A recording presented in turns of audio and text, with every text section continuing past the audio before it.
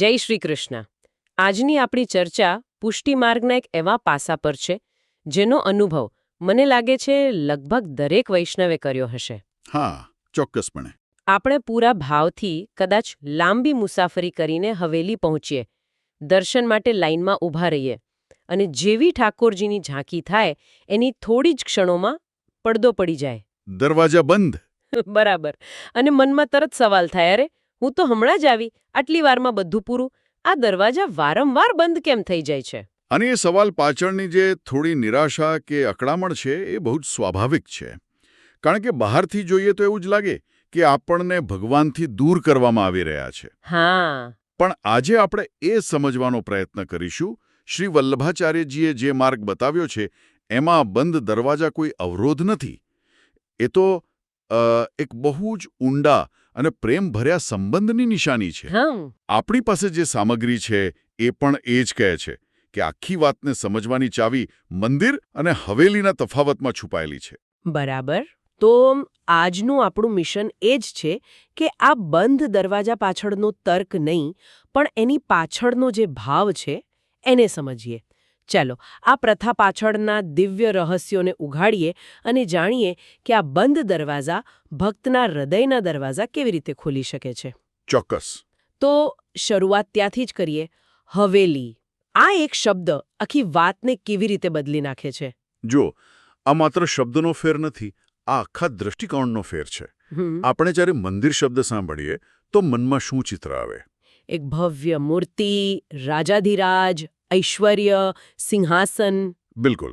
જ્યાં ભક્ત એક યાચક તરીકે જાય છે પોતાની અરજીઓ લઈને. બરાબર. પણ શ્રી વલ્લભે જે ભાવ આપ્યો છે તે છે હવેલીનો. હવેલી એટલે ઘર. સાદું સરળ ઘર. હા. અને ઘરમાં ભગવાન રાજા બનીને નથી રહેતા, એ ઘરના સભ્ય એટલે કે આપણા લાડકવાયા બાલકૃષ્ણ તરીકે બિરાજે છે.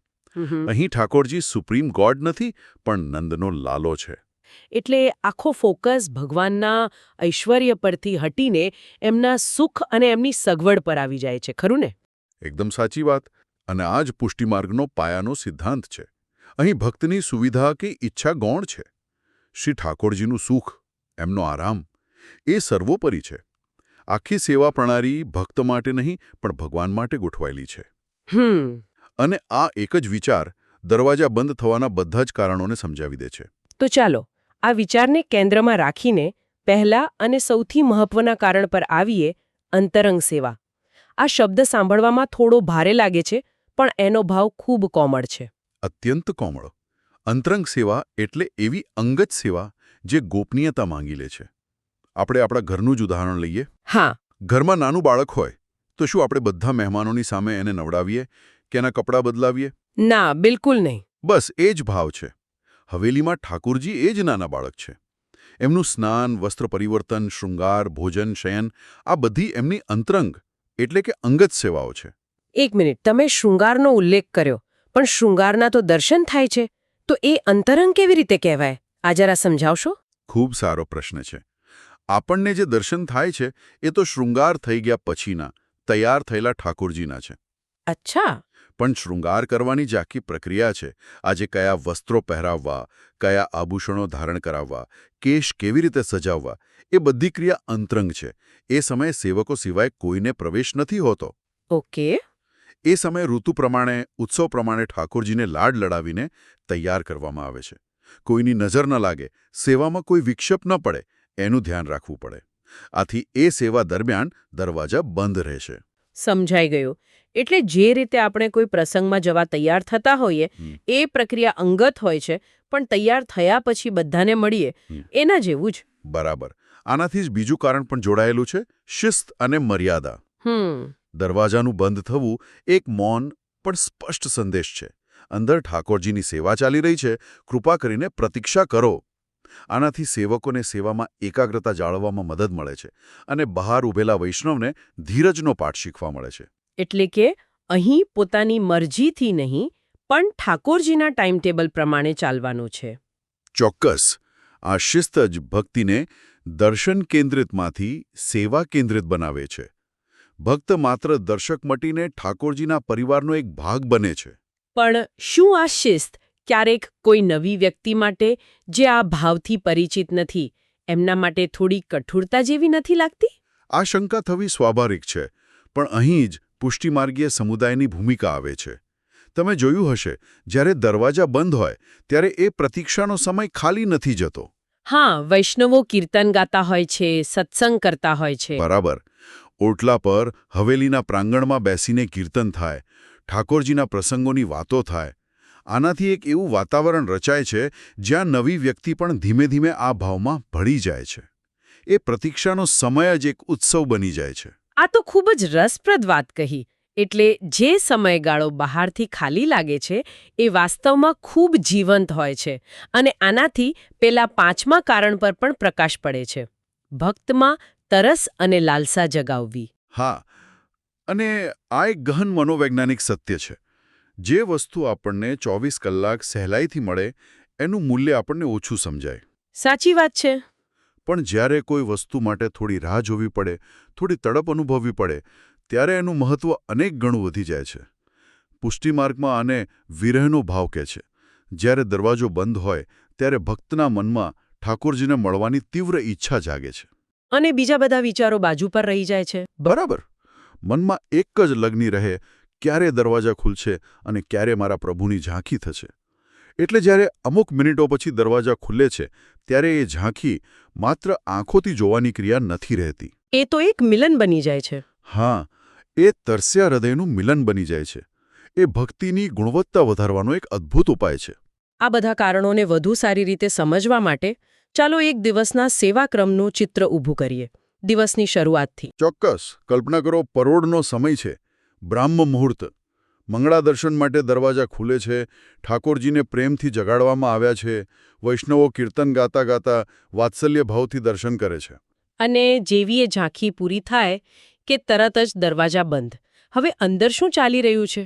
હવે અંદર ઠાકોરજીને સ્નાન કરાવવાની, માલિશ કરવાની અને શૃંગાર માટે તૈયાર કરવાની સેવા ચાલી રહી છે. દૂધ, દહીં, ઘી, મધ, પંચામૃતથી સ્નાન થાય, સુગંધિત તેલથી માલિશ થાય, આ બધું ખૂબ જ અંગત છે. અને પછી લગભગ કલાક, 1.5 કલાક પછી શૃંગાર ઝાંખી માટે દરવાજા ફરીથી ખુલશે. ઠાકોરજી નવા વસ્ત્રો અને આભૂષણોમાં સજ્જ થઈને દર્શન આપશે. અને એ પછી ફરી દરવાજા બંધ. કારણ કે હવે ભોગનો સમય થયો હશે. બિલકુલ. શૃંગાર પછી ગ્વાલ દર્શન આવે અને પછી ફરી દરવાજા બંધ થાય અને અંદર રાજભોગની તૈયારીઓ શરૂ થાય. રાજભોગ એટલે દિવસનું મુખ્ય ભોજન. અનેક પ્રકારની સામગ્રીઓ બને. આ બધી તૈયારી અને પછી ઠાકોરજીને ભોગ અર્પણ કરવાની સેવા શાંતિ અને એકાગ્રતા માગી લે છે. ઓહ, એટલે જ મેં જોયું છે કે રાજભોગના દર્શન પછી લાંબા સમય સુધી દરવાજા બંધ રહે છે, કારણ કે એ ઠાકોરજીનો આરામનો સમય છે. તમે બરાબર પકડ્યું. રાજભોગ આરોગ્ય પછી ઠાકોરજી પોઢે છે, એટલે કે બપોરની નિંદ્રા લે છે. જેમ ઘરમાં બાળક જમીને સૂઈ જાય ત્યારે આપણે શાંતિ જાળવીએ, એ જ ભાવ. આથી બપોરે ઉત્થાપન સુધી દરવાજા બંધ રહે છે. આ તો ખરેખર એક જીવંત દિનચર્યા છે. આ કોઈ યાંત્રિક ક્રિયા નથી, પણ એક પ્રેમભર્યો જીવન વ્યવહાર છે. તો આ બધી ચર્ચાનો સાર એ છે કે જે વ્યક્તિને આ પાછળનો ભાવ ખબર નથી, તેને દરવાજો બંધ જોઈને જે નિરાશા થાય છે તે વાસ્તવમાં એક ગેરસમજ છે. હા, એ દ્રષ્ટિકોણનો અભાવ છે. પુષ્ટિમાર્ગનો મૂળ સિદ્ધાંત આપણને શીખવે છે, જ્યાં ઠાકોરજીનું સુખ ત્યાં વૈષ્ણવનું સુખ. જ્યારે ભક્ત આ ભાવને આત્મસાત કરી લે છે ત્યારે તેની નિરાશા આનંદ અને સંતોષમાં ફેરવાઈ જાય છે. દરવાજો બંધ જોઈને તેને દુઃખ નથી થતું, પણ આનંદ થાય છે. હા, એ વિચારીને આનંદ થાય છે કે મારા પ્રભુ અંદર સુખપૂર્વક સેવા લઈ રહ્યા છે, તેઓ આરામ કરી રહ્યા છે. એ પ્રભુના સુખમાં જ પોતાનું સુખ જોવા લાગે છે. આપણી સામગ્રીમાં એક ખૂબ જ સુંદર વાક્ય હતું. આ બંધ દરવાજા વૈષ્ણવના હૃદયના દરવાજા ખોલે છે. આ વાત હવે મને સંપૂર્ણપણે સમજાઈ રહી છે. કારણ કે જ્યારે બહારના ભૌતિક દરવાજા બંધ હોય છે ત્યારે ભક્તને અંદર જોવાનો મોકો મળે છે, પોતાના હૃદયમાં. એ પ્રતીક્ષા તેને સંસારના ઘોંઘાટમાંથી બહાર કાઢીને આત્મચિંતનનો અવસર આપે છે. એ ધીરજ શીખે છે, સમર્પણ શીખે છે. અને સેવાભાવ શીખે છે. તે સમજે છે કે ભક્તિ એટલે માત્ર માગવું કે જોવું નહીં, પણ પ્રભુના જીવનનો, તેમના સુખ દુઃખનો ભાગીદાર થવું.